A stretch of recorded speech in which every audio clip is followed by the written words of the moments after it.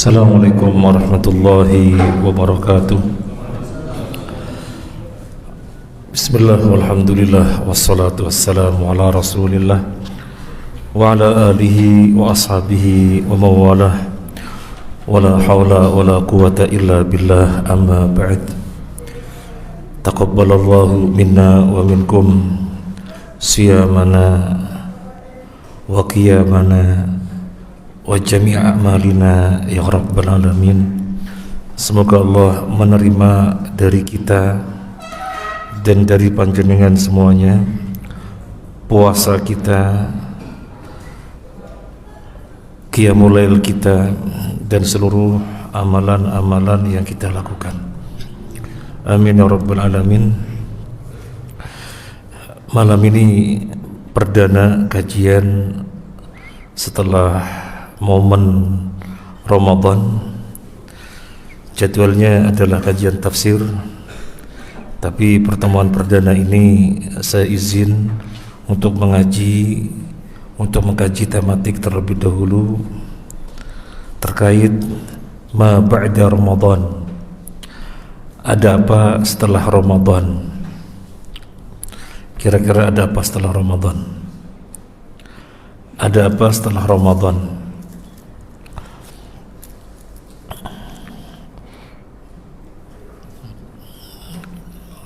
Untuk mengkaji tema ini, kita memulai dengan surat Al-Baqarah ayat 183. A'udzu billahi minasyaitonir rajim. Ya ayyuhalladzina amanu kutiba alaikumusiyam kama kutiba alal ladzina min qablikum la'allakum tattaqun. Wahai orang-orang yang beriman, telah diwajibkan kepada kalian siyam, berpuasa, sebagaimana telah diwajibkan kepada orang-orang sebelum kalian. Apa kelanjutannya?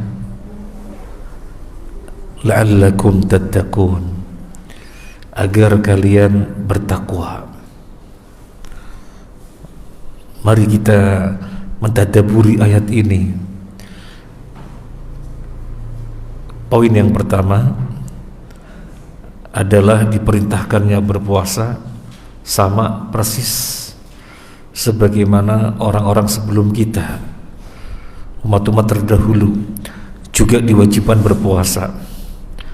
Poin yang kedua, Allah menginformasikan tujuan dari puasa itu, la'allakum tattaqun, agar kalian bertakwa. Kita jadi berpikir, emangnya ibadah-ibadah yang lainnya tidak menghantarkan kepada ketakwaan? Jelas, ibadah-ibadah apapun menghantarkan kepada ketakwaan. Tetapi kenapa di sini secara khusus Allah tegaskan kewajiban puasa sebagaimana telah diwajibkan kepada orang-orang sebelumnya agar bertakwa? Apa korelasinya puasa dengan ketakwaan? Dan di dalam ayat ini disebutkan secara khusus. Apa korelasinya? Ini dengan mentadabburi ayat ini kita akan mengetahui apa setelah Ramadan. Ma ba'da Ramadan. Apa setelah Ramadan? Di dalam puasa ada nilai-nilai ketakwaan. Ini tadabbur kita terhadap ayat ini. Kenapa puasa bertujuan menghantarkan kita kepada ketakwaan? Karena di dalam puasa itu sendiri ada nilai-nilai ketakwaan. Di antaranya yang pertama, muraqabah. Apa itu muraqabah? Merasa diawasi oleh Allah. Orang bekerja, kemudian di hadapannya bos yang memiliki proyek tersebut. Dia tidak akan gegabah bekerja. Dia akan bekerja sungguh-sungguh. Kenapa? Karena menyadari betul bosnya ada di depannya. Itu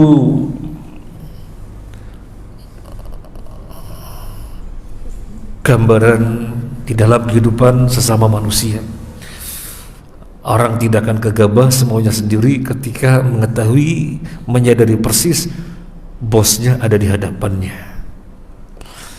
Nah, di dalam puasa ada nilai muraqabah, merasa diawasi oleh Allah Azza wa Jalla.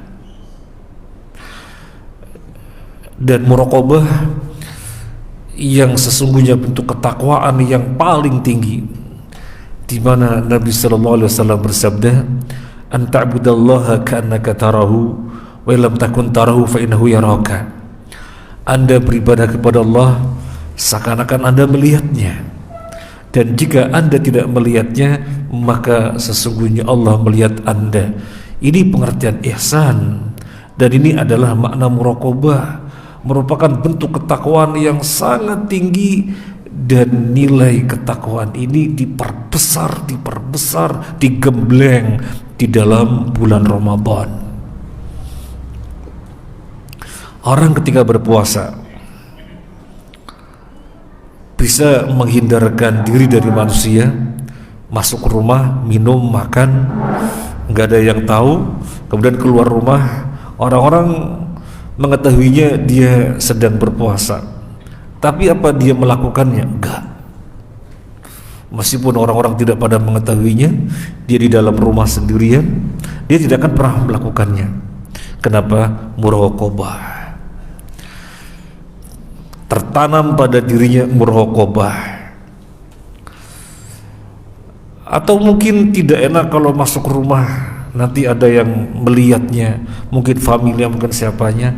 Bisa jadi dia keluar kampung, keluar kota yang gak ada yang tahu, makan minum di sana, pulang lagi kembali ke asalnya, ke kampungnya, menunjukkan masih berpuasa, gak ada orang yang mengetahuinya. Tapi apa dia melakukan? Tidak ada yang melakukannya. Kenapa? Muraqabah, merasa diawasi oleh Allah Azza wa Jalla.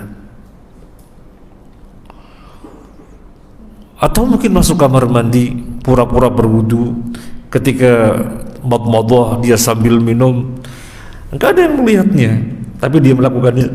Tidak, tertanam muraqabah. Nah, muraqabah, bentuk ketakwaan yang sangat tinggi, itu digemblengkan di dalam bulan Ramadan. Apakah semenit, 2 menit? Enggak. Sejam, 2 jam? Enggak. Setengah hari, 1 hari? Tidak. Menjadi 2 hari, 3 hari? Tidak. Tetapi 1 bulan muraqabah digembleng selama 1 bulan. Ketika kita membaca ayat Al-Quran, alam tara anna allaha ya'lamu ma fis samawati wal ardi ma yakunu min najwa thalathatin illa huwa rabi'uhum wal khamsatin illa huwa sadisuhum wal adna min dhalika wal akthar illa huwa ma'ahum aynama kanu thumma yunabbihuhum bihi yawmal qiyamah, thumma yunabbihuhum bima 'amilu yawmal qiyamah. Bukankah kamu menyadari bahwasanya Allah mengetahui apa saja yang di langit dan di bumi? Tidaklah pembicaraan antara 3 orang kecuali Allah yang keempatnya. Tidaklah pembicaraan antara 4 orang kecuali Allah yang kelimanya. Tidaklah pembicaraan berapapun banyaknya, lebih banyak atau lebih sedikit dari jumlah itu, kecuali Allah bersama mereka. Ini muraqabah, dan diperbesar, digemblengkan di dalam bulan Ramadan.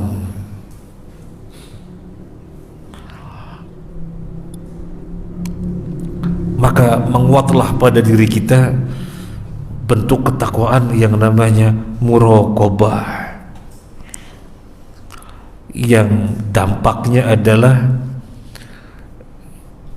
hati-hati jalanin hidup terkait dengan lisan, mata, pendengaran, dan yang lainnya. luar biasa sekali dampak muraqabah.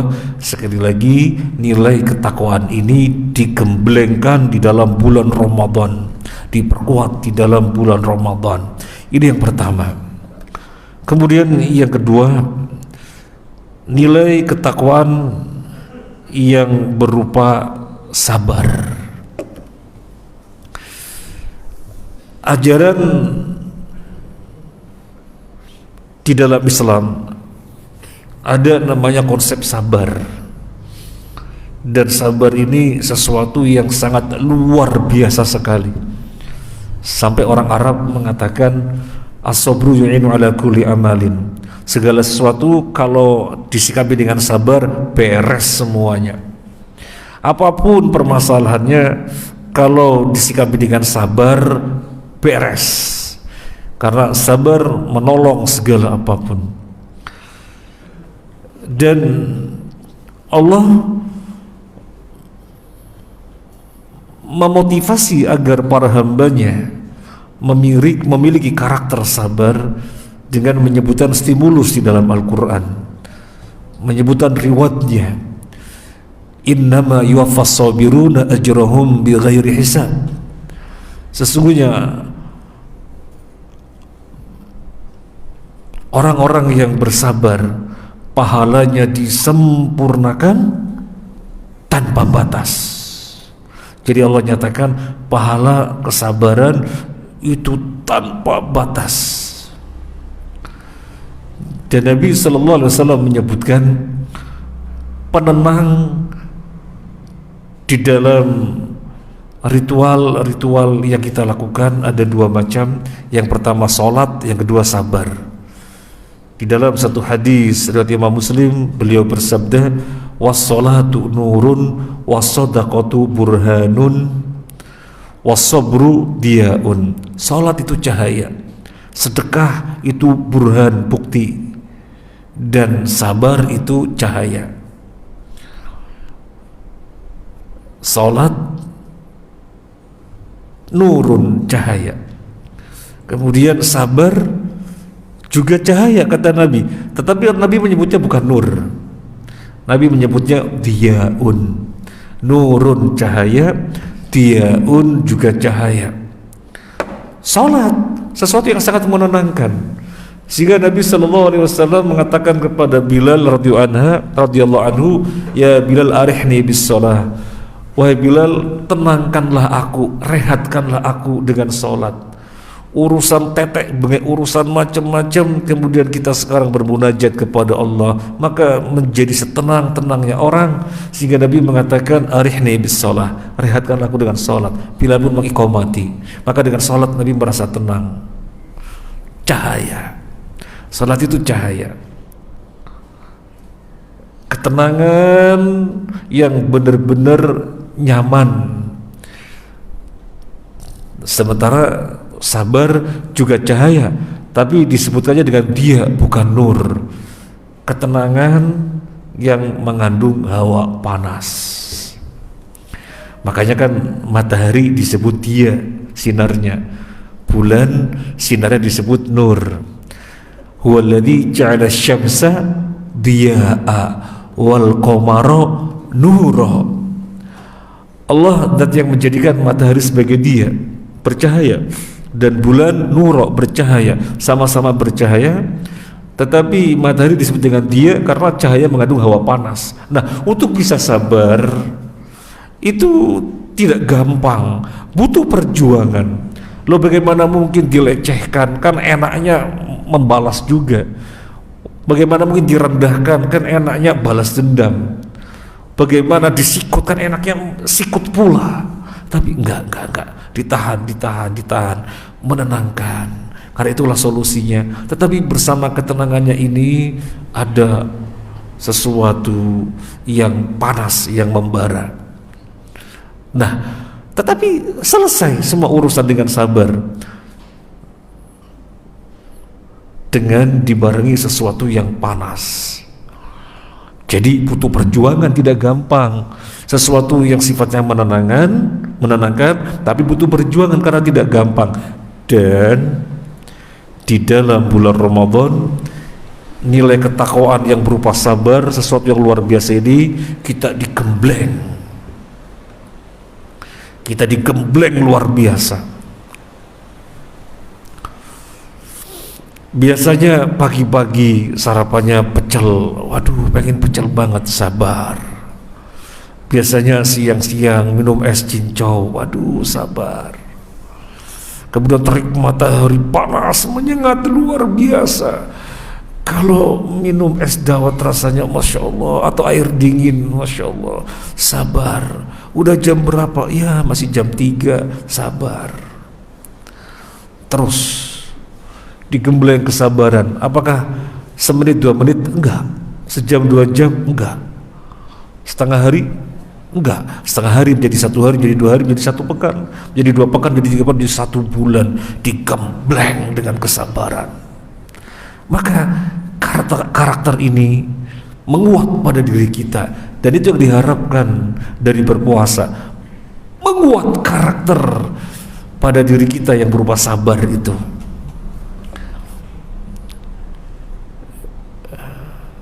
Ini yang kedua. Sebelum kita lanjutkan, kok bisa ya Muhammad SAW seorang nabi,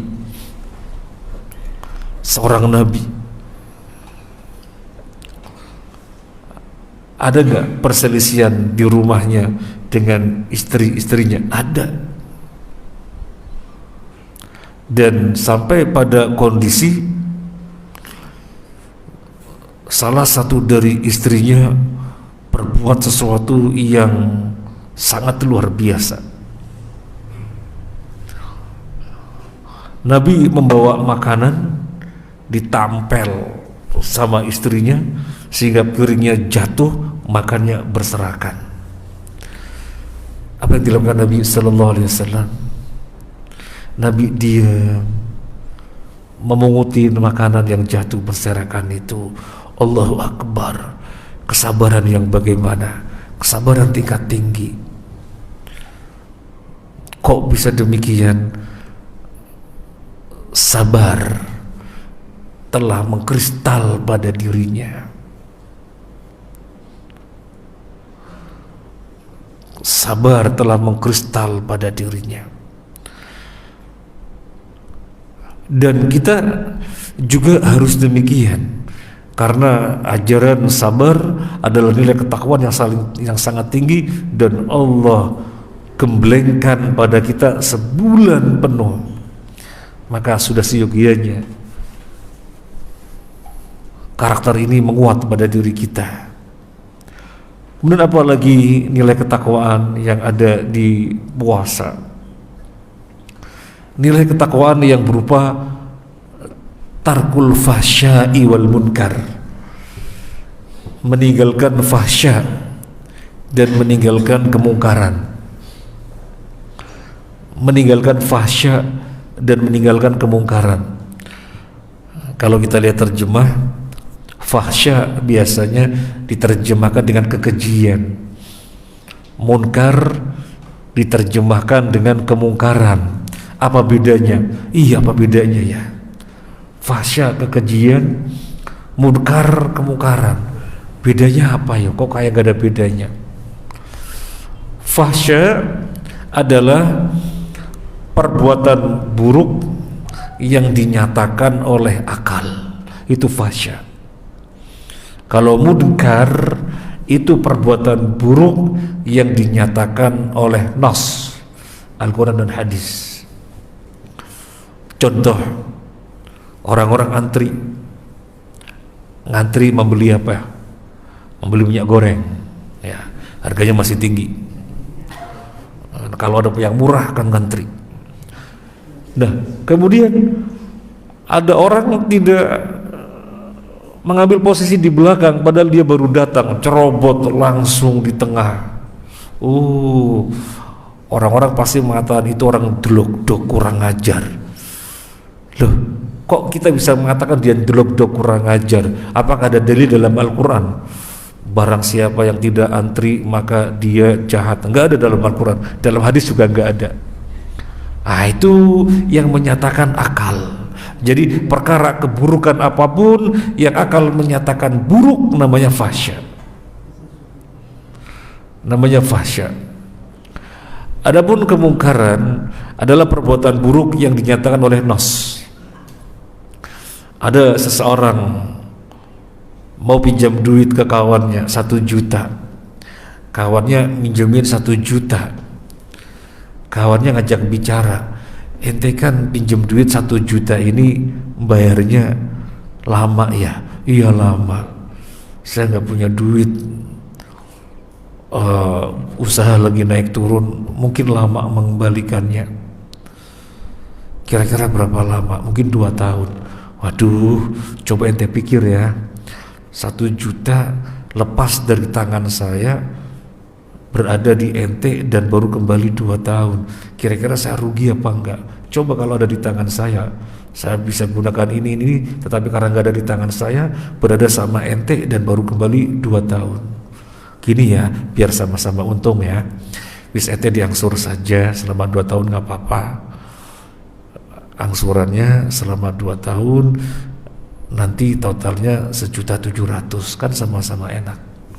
Ente dapat duit karena ente butuh, dan saya juga tidak dirugikan soalnya lama sekali mengembalikannya. Barangkali akal membenarkan, oh iya, sama-sama untung. Tapi itu buruk secara nas, namanya riba. Tapi itu buruk secara nas, namanya riba.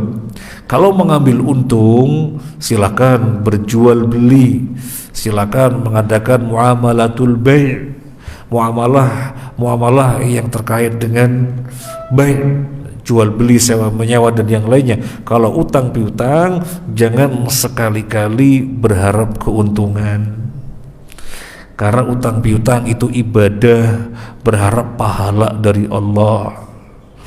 Jangan dijadikan sarana untuk mendulang untung. Kalau mau untung, jual belilah, sewa menyewa lah, jual jasa dan yang lainnya. Ini utang piutang ibadah. Jadi munkar, perkara keburukan yang menyatakan nas. Nah, fahsya, perkara keburukan yang dinyatakan oleh akal, dan munkar, perkara keburukan yang dinyatakan oleh dalil, oleh nas. Di dalam bulan Ramadan dikuatkan di dalam diri kita. Kita digembleng gak sebentar, 1 bulan.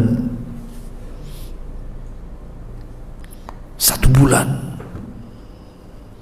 Kita sadar betul Nabi SAW bersabda, man lam yada' qawla zur wal amal bihi wal jahl falaysa lillahi hajatun fi ayyada' ta'amahu wa syarabahu.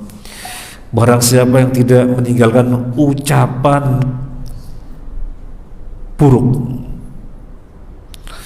perbuatan buruk, kebodohan, tidak tanduk yang tidak di atas ilmu, maka Allah tidak punya kepentingan dari puasanya dia yang meninggalkan makan, meninggalkan minum. Tidak makan, lapar. Tidak minum, aus. Tapi Allah tidak punya kepentingan dari puasanya dia yang aus, yang lapar. Allah tidak punya kepentingan. Artinya Allah tidak kasih pahala. Sah. Karena pengertian sah adalah istifa'u ar-rukn wa syurut, terpenuhi syarat dan rukun, maka sah. Ya sekedar sah saja, alias gugur kewajiban, pahala no, nihil, rugi sekali. Gara-garanya apa? Gara-garanya fahsya dan munkar. Makanya di dalam bulan Ramadan, sejak detik pertama, hari pertama, kita sudah dikuatkan tarkul fahsya wal munkar. Lisan dijaga, mata dijaga. Ini televisi ada acara bagus, tapi untuk acara bagus ini ada sebelum dan setelahnya yang gak bagus. Usahanya tel TV. Sehingga ada di suatu daerah mereka sepakat selama Ramadan TV dimatikan. Memang ada acara-acara yang bagus, tetapi acara yang sebelumnya dan setelahnya atau yang menyelinginya tidak bagus, matikan sekalian. Lo mau tahu berita, gak usah tahu berita dulu. Jadi digembleng semacam itu.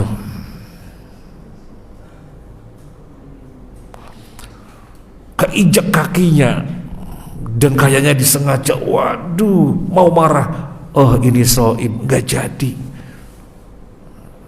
Kawannya ngajak bertengkar, malah Nabi menyuruhnya mengalah dengan mengatakan kul ini shaim, biar tidak berlanjut. Karena harus benar-benar tarkul fasya wal munkar, biar tidak sekedar sah tapi juga mendapatkan pahala. Dan ini lama, 1 bulan. Maka tarkul fasya dan munkar menguat pada diri kita. Nilai ketakwaan ini menjadi karakter yang menyatu dengan kita, karena pengembelengannya gak sebentar, pengembelengannya 1 bulan. Ada apa lagi nilai ketakwaan yang bisa kita dapatkan dari berpuasa selama 1 bulan? Sehingga di dalam Al-Quran disebutkan la'allakum tattaqun, agar kalian bertakwa. Nilai ketakwaan yang berikutnya yang bisa kita ambil adalah istiqomah. Istiqomah itu sesuatu yang luar biasa. Sampai Al-Quran menyebutkan orang yang istiqomah nanti ketika sakaratul maut, sebelum malakul maut datang menyambut nyawanya, para malaikat yang lainnya telah datang lebih dulu memberikan kabar gembira, menghibur. Allah berfirman dalam surat Fussilat, innal ladzina qalu rabbunallahu tsumma istaqamu tatanazzalu alaihimul malaikatu alla takhafu wa la tahzanu wabshiru bil jannati allati kuntum tu'adun. Orang-orang yang berikrar Tuhan kami adalah Allah, tsumma istaqamu, kemudian mereka mengistiqomai ikrarnya. Orang istiqomah dengan ikrarnya. Apa riwayatnya? Tatanazzalu alaihimul malaika, para malaikat akan turun kepada dia. Kapan? Yang dimaksud ketika sakaratul maut. Apa yang dikatakan oleh malaikat ketika pada turun? Mereka mengatakan Allah takhafu wa la tahzanu, jangan takut, jangan bersedih. Wa absyiru bil jannati allati kuntum tu'adun, bergembiralah dengan surga yang dijanjikan kepada kamu.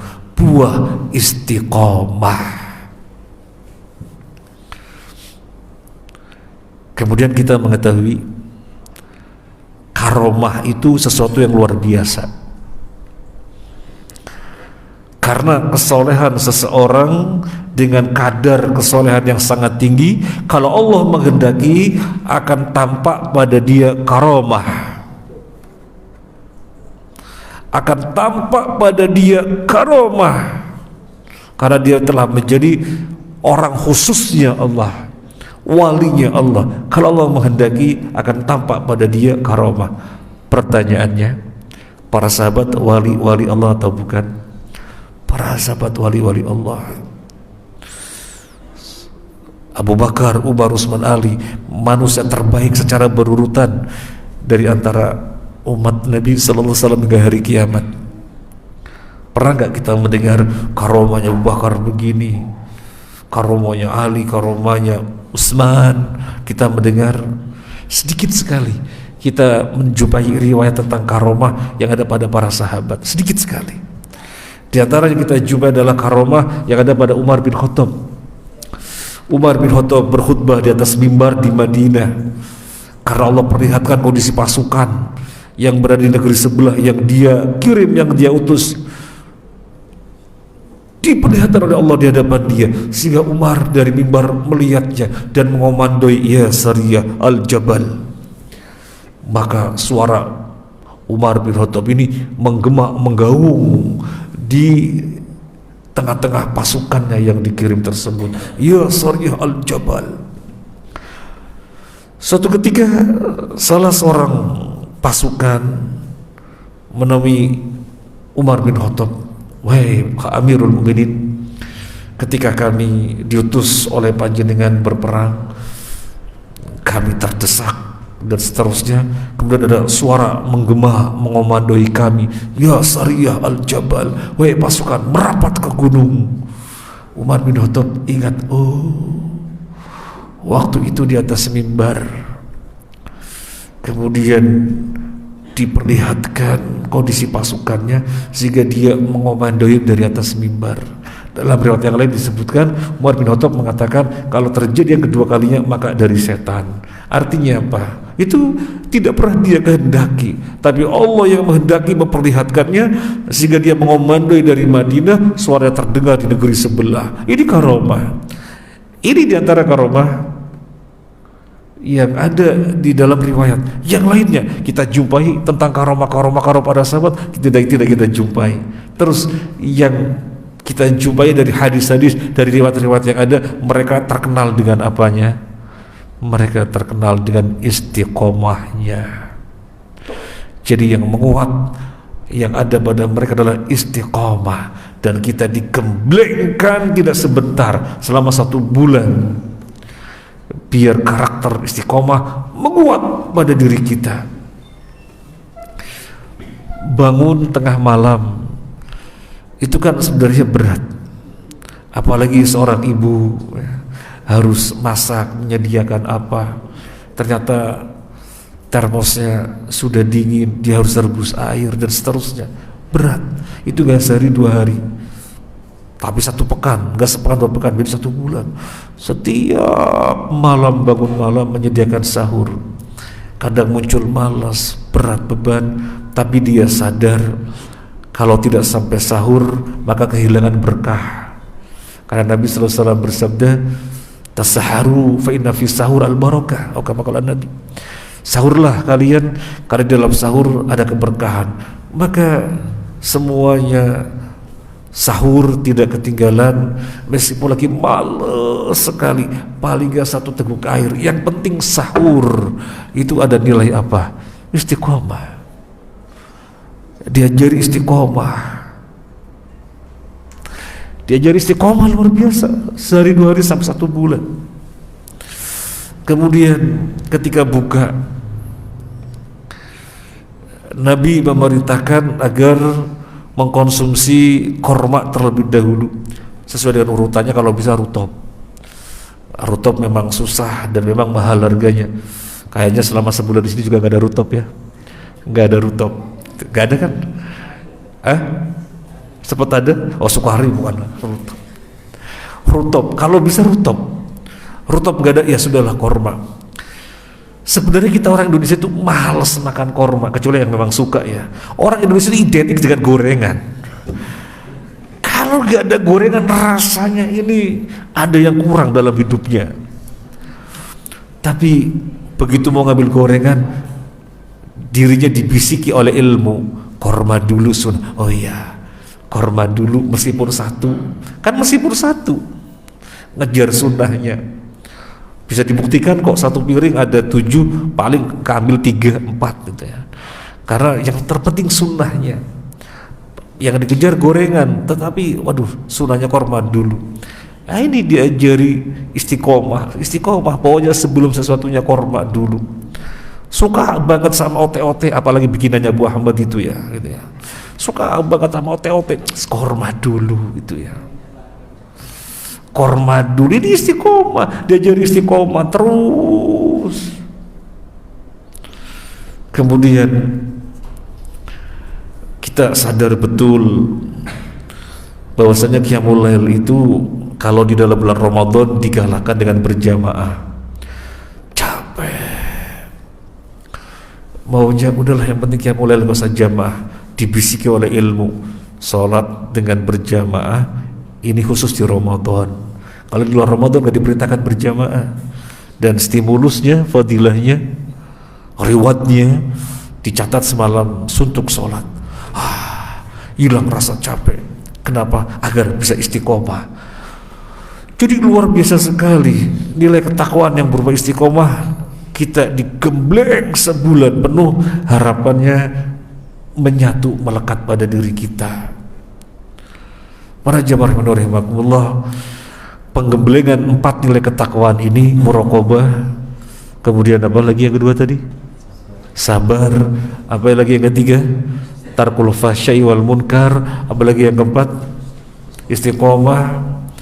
Akhirnya melekat pada kita, jadilah kita seperti mobil keluar dari bengkel. mobil rasanya kok sudah gak enak ya, dimasukkan ke bengkel, dibenerin ininya, remnya dicek olinya, ininya mesinnya, begitu keluar dari bengkel Masya Allah gres. Demikian pula kita digembleng, dimasukkan ke dalam bengkel Ramadan, dibenahi ininya, sehingga nilai-nilai ketakwaan menyatu melekat pada kita, maka keluar dari Ramadan menjadi pribadi-pribadi yang muttaqin insyaallah. Jadi ada apa setelah Ramadan? Yang pertama adalah mempertahankan nilai-nilai ketakwaan. Yang kedua, mempertahankan fastabiqul khairat. Bulan Ramadan adalah bulan panen ibadah, sehingga grafik peribadahan di dalam bulan Ramadan meningkat drastis. Karena memang Allah jadikan kondisinya demikian, dengan dibukanya pintu-pintu surga, ditutupnya pintu-pintu neraka, dan dibelenggunya jin-jin jahat alias setan, menjadikan orang itu berlomba-lomba dengan segala kebaikan yang dimampui di dalam bulan Ramadan. Jadilah bulan Ramadan bulan orang berlomba-lomba, bulan panen ibadah, grafik peribadahan sangat tinggi. Dengan segala kebaikan apapun, khususnya adalah tarawih, qiyamul lail, membaca Al-Quran, sedekah, memberi makan, dan yang lain-lainnya, apapun yang merupakan kebaikan, benar-benar pemandangan berlomba-lomba luar biasa, luar biasa pemandangannya.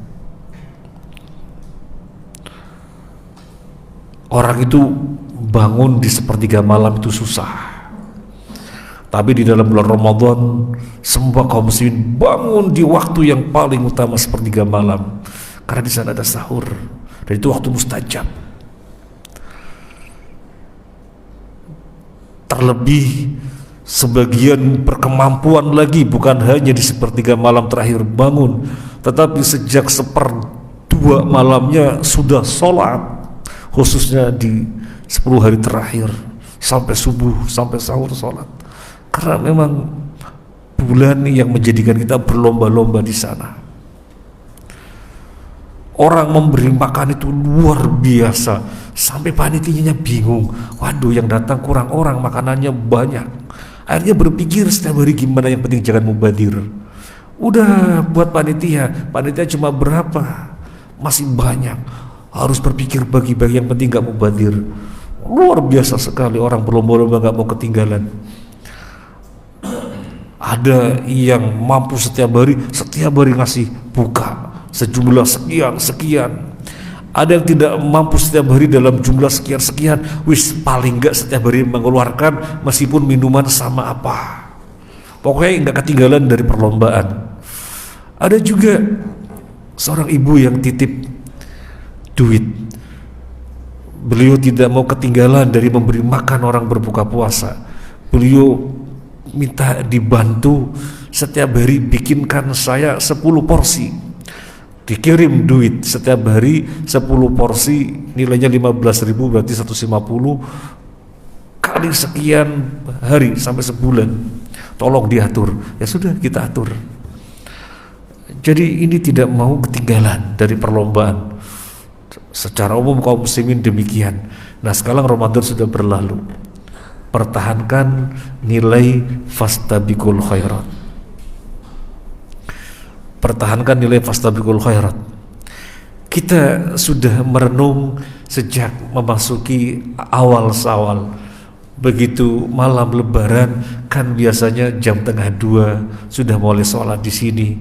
Ini 1:30 sepi, gak ada terlihat orang nunggu berwudu siap dibangunkan, gak terlihat lagi. Wah, apa kemudian kita larut dengan suasana yang sepi ini? Oh jangan, wong kita sudah digembleng sekian hari kok, sehingga malam Lebaran tetap ambil wudu di waktu yang semestinya dan kita berusaha bisa dilanjutkan meskipun dengan kadar tidak seperti Ramadan, tapi sense of kompetitifnya, rasa untuk berlomba di dalam kebaikannya jangan sampai pudar. Kalau mengurang, mungkin mengurang karena memang Ramadan itu luar biasa, miliunya, atmosfernya, suasananya sangat luar biasa. Setelah Ramadan tentunya berkurang, paling gak jangan pudar sama sekali. Oleh karena itu ada pas setelah Ramadan ini yang kedua, pertahankan fastabiqul khairat. Kemudian yang ketiga, ada apa setelah Ramadan? Coba kita renungi, kita berpuasa di dalam bulan Ramadan itu sebenarnya meninggalkan apa? Kita berpuasa sebulan penuh, 29 hari atau 30 hari, itu sebenarnya kita meninggalkan apa? Kita meninggalkan perkara yang halal. Makan halal, minum halal, nyentuh istri, nyentuh suami halal. Tapi Allah larang dan kita tidak protes sama sekali. Ini halal kok, dilarang-larang, kita gak protes sama sekali. Padahal meninggalkan perkara-perkara yang halal. Dan itu tidak sebentar, gak sehari dua hari, 1 bulan kita diuji meninggalkan perkara yang halal dan tidak protes sama sekali. Nah, dari situ seyogianya menguat pada diri kita, berarti semestinya lebih mudah lagi untuk meninggalkan perkara yang haram. Yang halal saja kita tinggalkan kok, dan gak pernah protes. Padahal halal kita tinggalkan dan gak sebentar 1 bulan. Kenapa ya? Kemudian yang nyata-nyata haram kok kita protes-protes, sehingga lah sedikit aja kok, ya sebentar saja kok, ya iseng lah, hiburan. Kenapa? Berarti belum berbekas Ramadannya. Dan Allah menyatakan la'allakum tattaqun, puasa Ramadan 1 bulan penuh agar kalian bertakwa.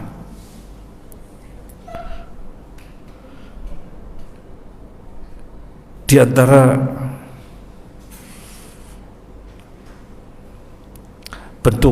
bentuk yang diharamkan adalah yang pertama, tentunya banyak sekali ya, tapi ini perkara-perkara besar yang akut terjadi di tengah-tengah kaum muslimin. Riba, kita sebut riba karena ini perkara yang merupakan PR besar bagi kita. Kita jelaskan ini riba.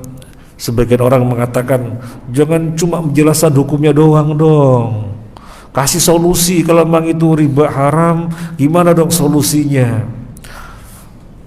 Yang baik itu seperti itu, jangan ini haram, semuanya haram karena itu riba. Lo gimana saya gak hidup? Kasih solusi dong. Jadi ini memang perkara yang besar sekali masalah riba. Perkara yang besar sekali masalah riba. Kemudian sebagian orang sudah terbiasa dengan kenyamanannya, misalnya mendepositokan uangnya, ada yang 3 bulan, 6 bulan, ada yang 1 tahun. Nanti kalau diambil per 3 bulan, per 6 bulan, per 12 bulan, keuntungannya sekian-sekian, kan tinggal ongkang-ongkang kaki di rumah. 3 bulan panen atau 6 bulan panen, enak. Iya, itu riba. Enak, tapi itu riba.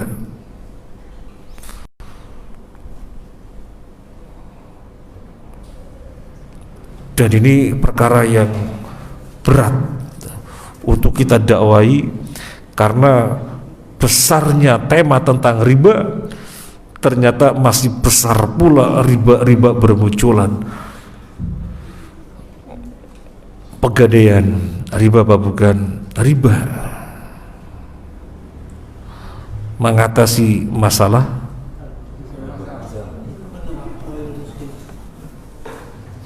menambah masalah. Karena memang riba.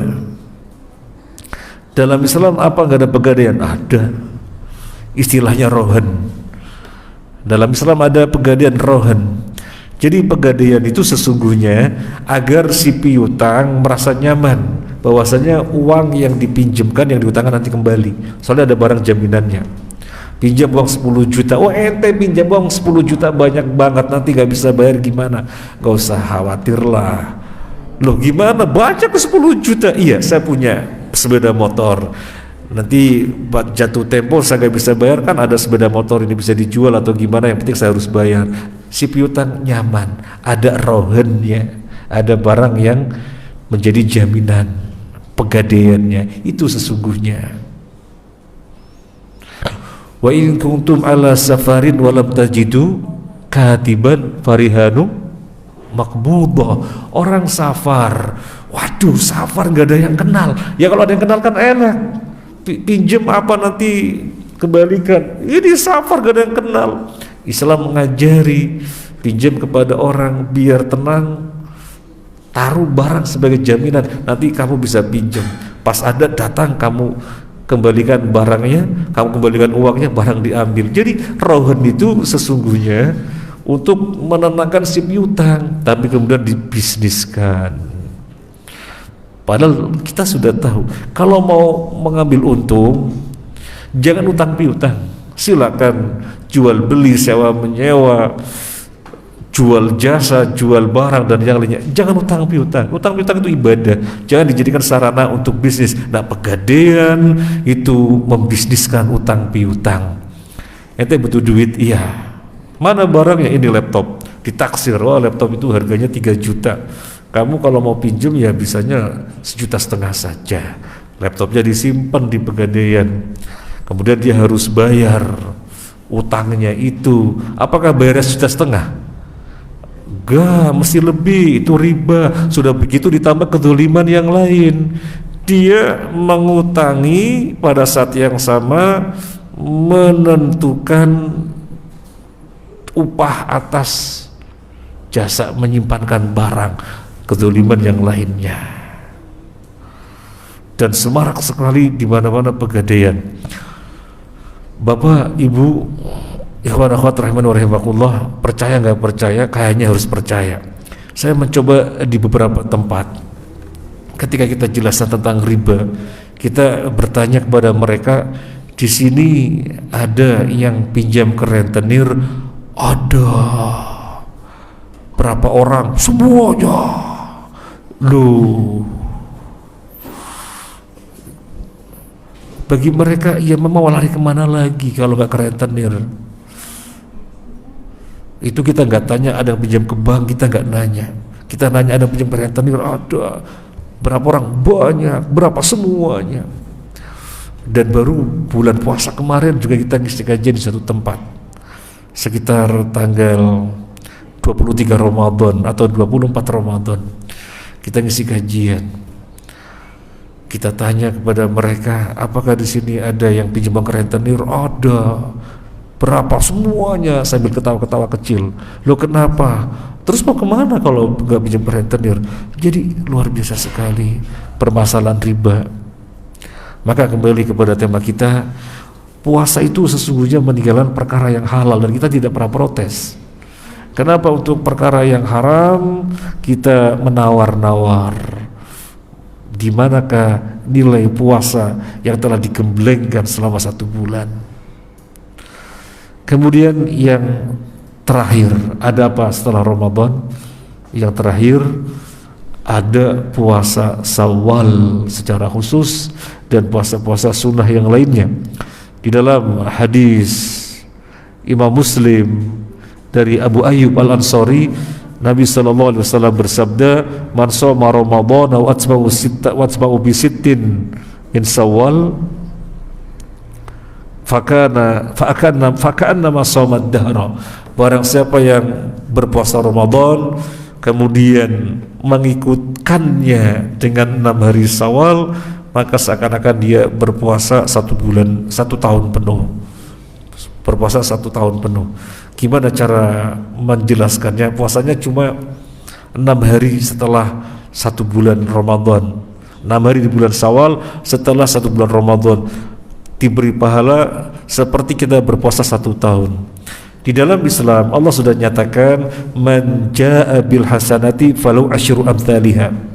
Barang siapa yang berbuat kebaikan maka dilipat gandakan 10 kali lipatnya, itu sudah otomatis. Kebaikan apapun minimal pahala yang didapatkan 10 kali lipatnya. Ini kita duduk bermajelis ilmu, minimal 10 kali lipat itu sudah minimal. Sudah minimal. Kalau lebih dari 10 kali lipat itu terserah Allah, tergantung kualitas ngajinya kita, tergantung kualitas peribadahan kita. Nah, kita berpuasa 1 bulan, katakan 30 hari, 10 kali 30 hari dilipat gandakan 10 kali lipat ya 300 hari. 1 tahun ada 360 hari, maka dengan puasa 6 hari di Syawal, 6 dilipat gandakan 10 jadinya 60, maka 300 tambah 60, 360 hari. Maka dengan berpuasa di bulan Syawal 6 hari saja, dia seperti berpuasa 1 bulan penuh. Dan untuk ini yang ada perjuangan tersendiri akhwat, ibu-ibu. Kalau ikhwan tidak seberat ibu-ibu. Intinya adalah sempurnakan dulu puasa Ramadannya. Kalau memang laki-laki nggak ada hutang karena nggak ada sakit, nggak ada udzur sehingga 1 bulan puasa penuh, ya tinggal puasa 6 hari Syawal saja. Tapi kan kalau akhwat tidak demikian, mereka ada haid sehingga nggak puasa 5 hari atau 6 hari atau 7 hari, mungkin ada yang 8 hari, mereka nggak puasa, harus bayar utang dulu baru kemudian puasa Syawal. Jadi akhwat lebih berat perjuangannya, tetapi tidak akan disia-siakan karena ajruki hasba nasibiki. Pahala yang Anda dapatkan sesuai dengan tingkat kepayahan keletihannya. Yang ikhwan berpuasa dengan segala kemudahannya, akhwat berpuasa tapi dengan perjuangan membayar qadha dulu, maka keutamaannya lebih. Kalau kita perhatikan dari redaksi hadisnya, man shoma ramadhana, barang siapa yang shoma ramadhana, pakai fi'il madhi. Fi'il madhi menunjukkan sesuatu yang telah lampau, artinya telah dikerjakan. Barang puasa yang selesai mengerjakan Ramadan, artinya sudah nggak ada utang, sudah nggak ada apa, selesai Ramadan, kemudian puasa 6 hari Syawal, sehingga yang masih punya utang masih menyelesaikan dulu biar Ramadan sempurna, dibayar dulu, baru 6 hari Syawal. Ini sisi redaksi hadis, demikian dipahami. Kemudian sisi kaidah fikih, al-wajib muqaddamun 'alal mandub. Sesuatu yang wajib didahulukan daripada yang sunnah. Maka yang masih punya hutang, maka yang ingin puasa Syawal di mana hukumnya sunnah tetapi masih hutang yang hukumnya wajib tentunya, maka yang wajib dikedepankan daripada yang sunnah, sehingga tidak bisa langsung puasa Syawal kalau belum membayar hutang terlebih dahulu. Tetapi tentunya sesuatu yang dirasa berat oleh secara umumnya akhwat, ibu-ibu, dengan rahmat Allah insyaallah mudah. Hutangnya berapa hari sih? 7 hari. Ya sudah bayar 7 hari, kemudian nanti ngambil 6 hari Syawalnya, insyaallah mudah.